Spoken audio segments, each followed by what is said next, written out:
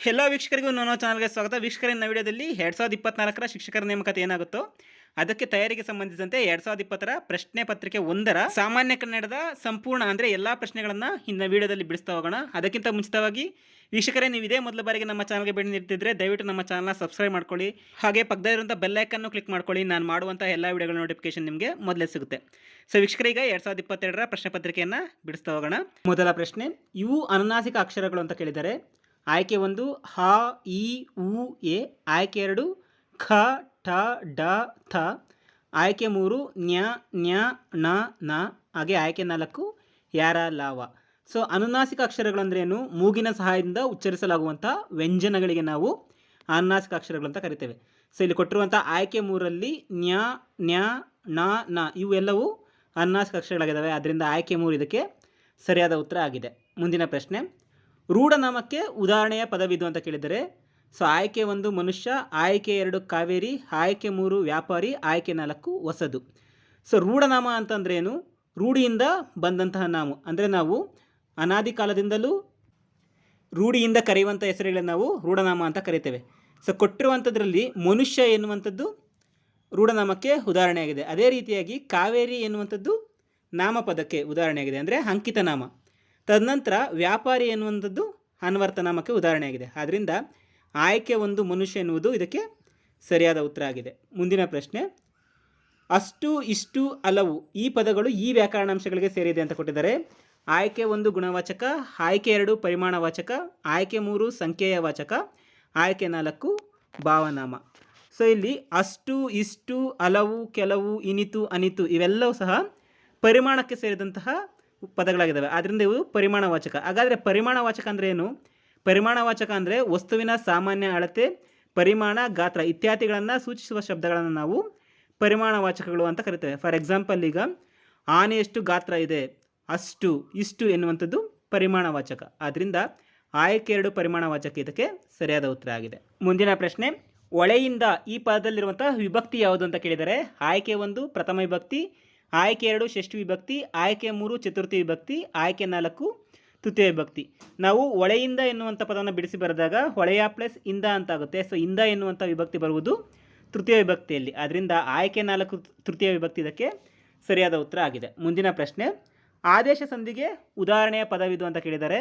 ಆಯ್ಕೆ 1 ಮೈದೂರು, ಆಯ್ಕೆ 2 ಮಹಾತ್ಮ, ಆಯ್ಕೆ 3 ಅಜಂತ, ಆಯ್ಕೆ 4 ತನ್ಮಯ. ಸೊ ಆದೇಶ ಸಂಧಿ ಅಂತಂದರೆ ಏನು? ಸಂಧಿಯಾಗುವಾಗ ಒಂದು ಅಕ್ಷರದ ಸ್ಥಾನದಲ್ಲಿ ಬೇರೊಂದು ಅಕ್ಷರ ಬರುವುದು ಆದೇಶ ಸಂಧಿಯಾಗುವುದು. ಸೊ ಅಲ್ಲಿ ಯಾವ್ಯಾವುದು? ಕಾತಾಪಗಳಿಗೆ ಗಾದಾಪಗಳು ಬರಬೇಕು. ಅದೇ ರೀತಿಯಾಗಿ ಇಲ್ಲಿ 3 ನಿಯಮಗಳಿದ್ದಾವೆ. ಮೊದಲನೇದು ಕಾತಾಪಗಳಿಗೆ ಗಾದಾಪಗಳು ಬರಬೇಕು. ಅದೇ ರೀತಿಯಾಗಿ ಪ, ಬ, ಮ ವ್ಯಂಜನಗಳಿಗೆ ವಕಾರವು ಆದೇಶವಾಗಿ ಬರುತ್ತೆ. ಅದೇ ರೀತಿಯಾಗಿ ಉತ್ತರ ಪದದಲ್ಲಿ ಸಕಾರಕ್ಕೆ ಚಕಾರವು ಆದೇಶವಾಗಿ ಬರುತ್ತೆ. ಸೊ ಇದಿಷ್ಟನ್ನು ನಾವು ಆದೇಶ ಸಂಧಿ ಅಂತ ಕರಿತೇವೆ. ಸೊ ಈ ರೀತಿಯಾಗಿ ಕೊಟ್ಟಿರುವಂಥ ಆಯ್ಕೆಗಳಲ್ಲಿ ಮೈದೋರು ಎನ್ನುವಂಥ ಪದವು ಆದೇಶ ಸಂಧಿಗೆ ಉದಾಹರಣೆಯಾಗಿದೆ. ಸೊ ಮೈದೋರು ಎನ್ನುವಂಥ ಪದವನ್ನು ಬಿಡಿಸಿ ಬರೆದಾಗ ಮೈ ಪ್ಲಸ್ ತೋರು ಅಂತ ಆಗುತ್ತೆ, ಅಂದರೆ ತಕಾರಕ್ಕೆ ದಕಾರ. ಸೊ ಅದರಿಂದ ಇದು ಮೈದೋರು ಎನ್ನುವುದು ಆದೇಶ ಸಂಧಿಗೆ ಉದಾಹರಣೆಯಾಗಿದೆ. ಆಯ್ಕೆ 1 ಇದಕ್ಕೆ ಸರಿಯಾದ ಉತ್ತರ ಆಗಿದೆ. ಮುಂದಿನ ಪ್ರಶ್ನೆ, ಬೆಟ್ಟದಾವರೆ ಪದವು ಈ ಸಮಾಸಕ್ಕೆ ಉದಾಹರಣೆಯಾಗಿದೆ ಅಂತ ಕೇಳಿದರೆ.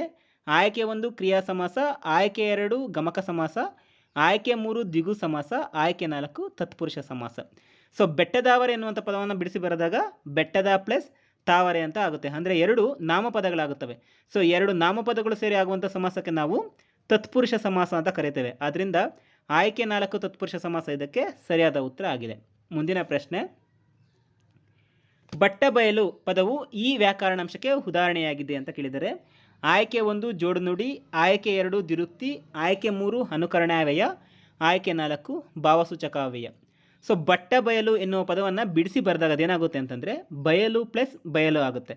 ಸೊ ಬಯಲು ಪ್ಲಸ್ ಬಯಲು ಅಂದಾಗ ಅದೇನಾಗುತ್ತೆ? ದ್ವಿರುಕ್ತಿ. 2 ಉಕ್ತಿಗಳು ಒಂದೇ ರೀತಿಯಾದಂಥ ಅರ್ಥವನ್ನು ಕೊಡಿದ್ರೆ ಅದನ್ನೇನು ಮಾಡ್ತೀವಿ? ದ್ವಿರುಕ್ತಿ ಅಂತ ಕರಿತೇವೆ. ಆದ್ದರಿಂದ ಬಟ್ಟ ಬಯಲು ಎನ್ನುವಂಥದ್ದು ದ್ವಿರುಕ್ತಿಗೆ ಉದಾಹರಣೆಯಾಗಿದೆ. ಅದರಿಂದ ಆಯ್ಕೆ 2 ಇದಕ್ಕೆ ಸರಿಯಾದ ಉತ್ತರ ಆಗಿದೆ. ಮುಂದಿನ ಪ್ರಶ್ನೆ, ಜೋಡು ನುಡಿಗೆ ಉದಾಹರಣೆಯಾದ ಪದವಿದು ಅಂತ ಕೊಟ್ಟಿದ್ದಾರೆ. ಆಯ್ಕೆ 1 ಕೊನೆಗೆ, ಆಯ್ಕೆ 2 ಚುರುಚುರು, ಆಯ್ಕೆ 3 ಹಾಲ್ಜೇನು, ಆಯ್ಕೆ 4 ಹಬ್ಬಬ್ಬ. ಸೊ ಕೊನೆಗೆ ಎನ್ನುವಂಥದ್ದು ಕೊನೆಯ ಪ್ಲಸ್ ಕೊನೆಗೆ ಅಂತ ಬಿಡಿಸಿ ಬರಿತೇವೆ, ಅದನ್ನು ನಾವು ದ್ವಿರುಕ್ತಿ ಅಂತ ಕರಿತೇವೆ. ಅದೇ ರೀತಿಯಾಗಿ ಚುರುಚುರು ಹಬ್ಬಬ್ಬ ಎನ್ನುವಂಥದ್ದು ಅನುಕರಣೀಯಗಳು. ಅದೇ ರೀತಿಯಾಗಿ ಹಾಲು ಜೇನು. ಸೊ ಇದು ಜೋಡು ನುಡಿಗೆ ಉದಾಹರಣೆಯಾಗಿದೆ. ಆದ್ದರಿಂದ ಆಯ್ಕೆ 3 ಹಾಲ್ ಜೇನು ಇದಕ್ಕೆ ಸರಿಯಾದ ಉತ್ತರ ಆಗಿದೆ. ಮುಂದಿನ ಪ್ರಶ್ನೆ, ಕಗ್ಗಂಟು ಈ ನುಡಿಗಟ್ಟಿನ ಅರ್ಥವೇನು ಅಂತ ಕೇಳಿದರೆ ಆಯ್ಕೆ 1 ಹತೋಟಿಯಲ್ಲಿಡು, ಆಯ್ಕೆ 2 ಬಗೆಹರಿಸಲಾಗದ ಸಮಸ್ಯೆ, ಆಯ್ಕೆ 3 ಸಿದ್ಧನಾಗು, ಆಯ್ಕೆ 4 ಸುಳ್ಳು ಮಾತು. ಸೊ ಕಗ್ಗಂಟು ಅಂತಂತಂದರೆ ಬಗೆಹರಿಸಲಾಗದ ಸಮಸ್ಯೆ ಅಂತ ಅರ್ಥ. ಆದ್ದರಿಂದ ಆಯ್ಕೆ 2 ಬಗೆಹರಿಸಲಾಗದ ಸಮಸ್ಯೆ ಕಗ್ಗಂಟಿನ ನುಡಿಗಟ್ಟಿನ ಅರ್ಥವಾಗಿದೆ ಎಂಬುದು ಇದಕ್ಕೆ ಸರಿಯಾದ ಉತ್ತರ ಆಗಿದೆ. ಮುಂದಿನ ಪ್ರಶ್ನೆ, ಸಾಮಾನ್ಯ ಕರ್ತಕ ಅವ್ಯಯಕ್ಕೆ ಉದಾಹರಣೆಯ ಪದವಿದು ಅಂತ ಕೇಳಿದರೆ ಆಯ್ಕೆ 1 ಸೊಗಸಾಗಿ, ಆಯ್ಕೆ 2 ಕರಕರ, ಆಯ್ಕೆ 3 ಬಳಿರೆ, ಆಯ್ಕೆ 4 ಹವನೆ. ಸೊ ಸಾಮಾನ್ಯ ಅರ್ಥಕ ಅವ್ಯಯಕ್ಕೆ ಉದಾಹರಣೆ ಯಾವುದು ಅಂತಂದರೆ ಸೊಗಸಾಗಿ. ಸೊ ಸಾಮಾನ್ಯ ಅರ್ಥಕ ಅಂದರೆ ಏನಂತಂದರೆ ಕ್ರಿಯೆಯ ಕಾಲ, ಸ್ಥಾನ, ರೀತಿ ಮೊದಲಾದವುಗಳನ್ನು ತಿಳಿಸುವಂಥ ಶಬ್ದಗಳನ್ನು ಸಾಮಾನ್ಯ ಅರ್ಥಕ ಅವ್ಯಯಗಳು ಅಂತ ಕರೀತಾರೆ.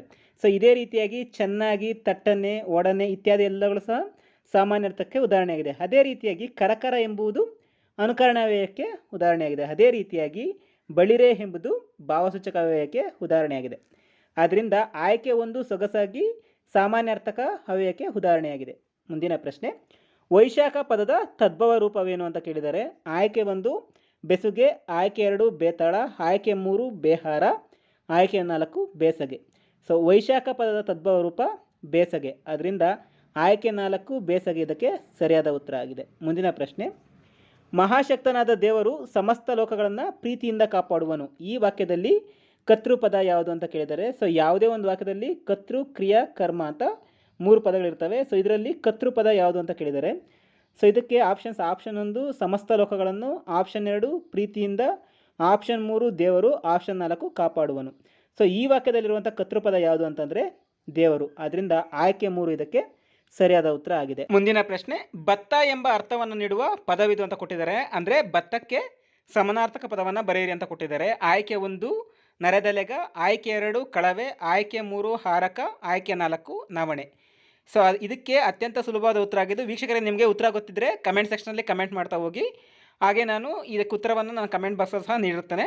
ಸೊ ಮುಂದಿನ ಪ್ರಶ್ನೆ, ಜ್ಞಾನಿ ಪದದ ವಿರುದ್ಧಾರ್ಥಕ ಪದ ಯಾವುದು ಅಂತ ಕೊಟ್ಟಿದ್ದಾರೆ. ಆಯ್ಕೆ 1 ಸುಜ್ಞಾನಿ, ಆಯ್ಕೆ 2 ಧ್ಯಾನ, ಆಯ್ಕೆ 3 ವಿಜ್ಞಾನಿ, ಆಯ್ಕೆ 4 ಅಜ್ಞಾನಿ. ಸೊ ಜ್ಞಾನಿ ಪದದ ವಿರುದ್ಧಾರ್ಥಕ ಪದ ಅಜ್ಞಾನಿ. ಆದ್ದರಿಂದ ಆಯ್ಕೆ 4 ಅಜ್ಞಾನಿ ಇದಕ್ಕೆ ಸರಿಯಾದ ಉತ್ತರ ಆಗಿದೆ. ಮುಂದಿನ ಪ್ರಶ್ನೆ, ಮರಣ 1 ಪರಿಶುದ್ಧತೆ, ಪಾತಿ ಈ ಅರ್ಥಗಳನ್ನು ಹೊಂದಿರುವಂಥ ಪದವಿದು ಅಂತ ಕೊಟ್ಟಿದ್ದಾರೆ. ಅಂದರೆ ಇದು ನಾನಾರ್ಥ. ಸೊ ಇಲ್ಲಿ ಅರ್ಥ ಮಾಡ್ಕೊಳ್ಳಿ. ಕೊಟ್ಟಿರುವಂಥ 13ನೇ ಪ್ರಶ್ನೆ ಏನಿದೆ ಸಮಾನಾರ್ಥಕ, 14ನೇದು ವಿರುದ್ಧಾರ್ಥಕ, 15ನೇದು ನಾನಾರ್ಥದ ಮೇಲೆ ಕೊಟ್ಟಿದ್ದಾರೆ. ಸೊ ಇಲ್ಲಿ ಕೊಟ್ಟಿರುವಂಥ ಆಪ್ಷನ್ಸ್ ಮರಣ 1 ಪರಿಶುದ್ಧತೆ, ಪಾತಿ ಅಂತಂದರೆ ಮಡಿ, ಕಾಡು, ಬೇಡ, ಅರಿ. ಸೊ ಈ 4 ಪದಗಳನ್ನ ಕೊಟ್ಟಿದ್ದಾರೆ. ಸೊ ಮರಣ 1 ಅಂತಂದರೆ ನಾವು ಮಡಿ ಅಂತ ಕರಿತೇವೆ, ಪರಿಶುದ್ಧತೆಯಾಗಿರುವಂತಂದ್ರೆ ಸಹ ಮಡಿ ಮಾಡ್ಕೊ ಅಂತ ಅಂತೀವಿ. ಸೊ ಅದರಿಂದ ಮರಣ 1 ಪರಿಶುದ್ಧತೆ, ಪಾತಿ ಸೊ ಇವೆಲ್ಲಕ್ಕೂ ಸಹ ಅರ್ಥಗಳನ್ನು ಹೊಂದಿರುವಂಥ ಪದ ಯಾವುದು ಅಂತಂದರೆ ಮಡಿ ಎನ್ನುವಂಥದ್ದು. ಅದರಿಂದ ಆಯ್ಕೆ 1 ಮಡಿ ಇದಕ್ಕೆ ಸರಿಯಾದ ಉತ್ತರ ಆಗಿದೆ. ಮುಂದಿನ ಪ್ರಶ್ನೆ, ವಿವೇಕ ಶಾಲೆಗೆ ಹೋಗುತ್ತಾನೆ ಈ ವಾಕ್ಯದಲ್ಲಿ ಗೆರೆ ಎಳೆದಿರೋ ಪದದಲ್ಲಿ ಕಾಲಸೂಚಕ ಪ್ರತ್ಯಯ ಯಾವುದು ಅಂತ ಕೇಳಿದ್ದಾನೆ. ಸೊ ಇಲ್ಲಿ ಹೋಗುತ್ತಾನೆ ಎನ್ನುವ ಪದವನ್ನು ಬಿಡಿಸಿ ಬರೆದಾಗ ಹೋಗ್ ಪ್ಲಸ್ ಉತ್ತ ಪ್ಲಸ್ ಆನೆ, ಉತ್ತ ಎನ್ನುವಂಥ ಪದ ಬರುತ್ತೆ. ಆದ್ದರಿಂದ ಈ ರೀತಿಯಾಗಿ ಕೊಟ್ಟಿರುವಂಥ ಆಯ್ಕೆ 3ರಲ್ಲಿದೆ.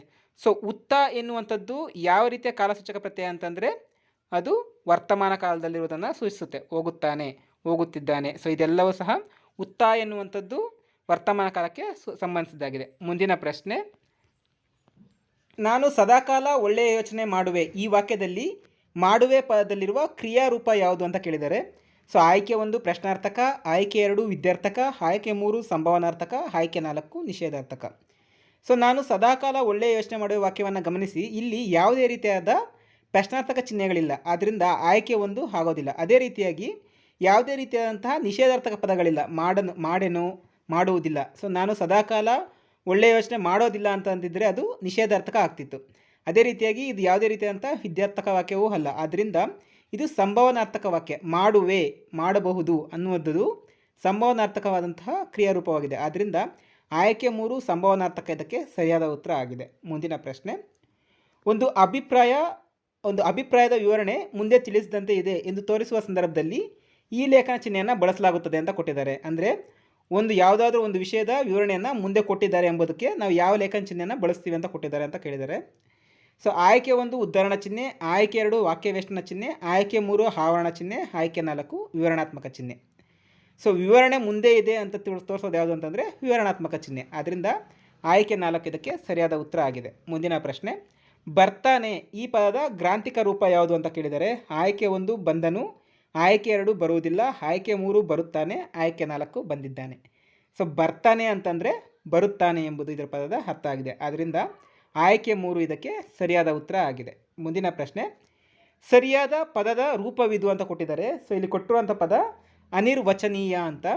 ಸೊ ಕೊಟ್ಟಿರುವಂಥ 4 ಆಯ್ಕೆಗಳಲ್ಲಿ ಅನಿರ್ವಚನೀಯವಿದೆ, ಆದರೆ ಎಲ್ಲೋ ಕೆಲವೊಂದು ಕಡೆ ಮಾತ್ರ ಸ್ವಲ್ಪ ಬದಲಾವಣೆ ಮಾಡಿದ್ದಾರೆ. ಆದರೆ ಅನಿರ್ವಚನೀಯ ಪದದ ಸರಿಯಾದ ರೂಪ ಯಾವುದು ಅಂತಂದರೆ ಆಯ್ಕೆ 1ರಲ್ಲಿ ಕೊಟ್ಟಿರುವಂಥದ್ದು ಸರಿಯಾದ ರೂಪ ಆಗಿದೆ. ಅದರಿಂದ ಆಯ್ಕೆ 1 ಇದಕ್ಕೆ ಸರಿಯಾದ ಉತ್ತರ ಆಗಿದೆ. ಮುಂದಿನ ಪ್ರಶ್ನೆ, ಅಣ್ಣ ಪದದ ಬಹುವಚನ ರೂಪವಿದು ಅಂತ ಕೊಟ್ಟಿದ್ದಾರೆ. ಆಯ್ಕೆ 1 ಅಣ್ಣಂದಿರು, ಆಯ್ಕೆ 2 ಅಣ್ಣವು, ಆಯ್ಕೆ 3 ಅಣ್ಣಗಳು, ಆಯ್ಕೆ 4 ಅಣ್ಣಂದಿರು. ಸೊ ಅಣ್ಣ ಪದದ ಬಹುವಚನ ರೂಪ ಅಣ್ಣಂದಿರು. ಅದರಿಂದ ಆಯ್ಕೆ 4 ಅಣ್ಣಂದಿರು ಇದಕ್ಕೆ ಸರಿಯಾದ ಉತ್ತರ ಆಗಿದೆ. ಮುಂದಿನ ಪ್ರಶ್ನೆ, ಮಾಲೆಯ ಈ ಪದವು ಅಕ್ಷರಗಣಗಳಲ್ಲಿ ಇದಾಗಿದೆ ಅಂತ ಕೊಟ್ಟಿದ್ದಾರೆ. ಆಯ್ಕೆ 1 ತಗಣ, ಆಯ್ಕೆ 2 ಭಗಣ, ಆಯ್ಕೆ 3 ಸಗಣ, ಆಯ್ಕೆ 4 ಹೇಗಣ. ಸೊ ಮಾಲೆಯ ಎನ್ನುವಂಥ ಪದಕ್ಕೆ ನೀವು ಲಘು ಗುರು ಹಾಕಿದಾಗ ಮೊದಲಿಗೆ ಗುರು ಬರುತ್ತೆ, ತದನಂತರ ಲಘು ಬರುತ್ತೆ. ಸೊ ಈ ರೀತಿಯಾಗಿ ಬರುವಂಥದ್ದು ಅಂದರೆ ಗುರು ಮೊದಲಿರೆ ಎನ್ನುವಂಥದ್ದು ಬರೋದು ಬಗಣ. ಸೊ ಆದ್ದರಿಂದ ಆಯ್ಕೆ 2 ಬಗಣ ಇದಕ್ಕೆ ಸರಿಯಾದ ಉತ್ತರ ಆಗಿದೆ. ಮುಂದಿನ ಪ್ರಶ್ನೆ, ನೀಚರಿಗೆ ಮಾಡಿದ ಉಪಕಾರವು ಹಾವಿಗೆ ಹಾಲೆರದಂತೆ ಈ ವಾಕ್ಯದಲ್ಲಿರುವಂತಹ ಅಲಂಕಾರ ಯಾವುದಂತ ಕೊಟ್ಟಿದ್ದಾರೆ. ಆಯ್ಕೆ 1 ರೂಪಕಲಂಕಾರ, ಆಯ್ಕೆ 2 ದೃಷ್ಟಾಂತ ಅಲಂಕಾರ, ಆಯ್ಕೆ 3 ಉಪಮಾಲಂಕಾರ, ಆಯ್ಕೆ 4 ಶ್ಲೇಷಾಲಂಕಾರ. ಸೊ ನೀಚರಿಗೆ ಮಾಡಿದ ಉಪಕಾರವು ಹಾವಿಗೆ ಹಾಲೆರದಂತೆ ಅಂತಂದರೆ ಇದು ಉಪಮಾಲಂಕಾರಕ್ಕೆ ಉದಾಹರಣೆ ಆಗಿದೆ. ಹಾಗಾದರೆ ಉಪಮಾಲಂಕಾರ ಅಂದರೆ ಏನು ಅಂತಂದರೆ 2 ವಸ್ತುಗಳಲ್ಲಿ ಪರಸ್ಪರ ಇರುವ ಹೋಲಿಕೆಯನ್ನು ವರ್ಣಿಸುವುದೇ ಉಪಮಾಲಂಕಾರ ಅಂತ ಅನಿಸುತ್ತೆ. ಆದ್ದರಿಂದ ಆಯ್ಕೆ 3 ಉಪಮಾಲಂಕಾರ ಇದಕ್ಕೆ ಸರಿಯಾದ ಉತ್ತರ ಆಗಿದೆ. ಮುಂದಿನ ಪ್ರಶ್ನೆ, ಷಟ್ಪದಿ ಬ್ರಹ್ಮ ಅಭಿಧಾನವನ್ನು ಹೊಂದಿರುವ ಕವಿ ಯಾರು ಅಂತ ಕೇಳಿದರೆ. ಆಯ್ಕೆ 1 ಜನ್ನ, ಆಯ್ಕೆ 2 ರಾಘವಾಂಕ, ಆಯ್ಕೆ 3 ಕುಮಾರವ್ಯಾಸ, ಆಯ್ಕೆ 4 ಲಕ್ಷ್ಮೀಶ. ಸೊ ನಾವು ಷಟ್ಪದಿ ಬ್ರಹ್ಮ ಅಂತ ಯಾರನ್ನ ಕರಿತೇವೆ? ರಾಘವಾಂಕರನ್ನು ಕರಿತೇವೆ. ಆದ್ದರಿಂದ ಆಯ್ಕೆ 2 ರಾಘವಾಂಕ ಇದಕ್ಕೆ ಸರಿಯಾದ ಉತ್ತರ ಆಗಿದೆ. ಮುಂದಿನ ಪ್ರಶ್ನೆ, ತಾಳಿದವನು ಬಾಳಿಯಾನು ಈ ಗಾದೆಯು ಇದರ ಮಹತ್ವವನ್ನು ತಿಳಿಸುತ್ತದೆ ಅಂತ ಕೇಳಿದರೆ. ಸೊ ಆಯ್ಕೆ 1 ವಿದ್ಯೆಯ ಮಹತ್ವ ತಿಳಿಸುತ್ತೆ, ಆಯ್ಕೆ 2 ಶ್ರಮದ ಮಹತ್ವ, ಆಯ್ಕೆ 3 ಸಮಯದ ಮಹತ್ವ, ಆಯ್ಕೆ 4 ತಾಳ್ಮೆಯ ಮಹತ್ವ.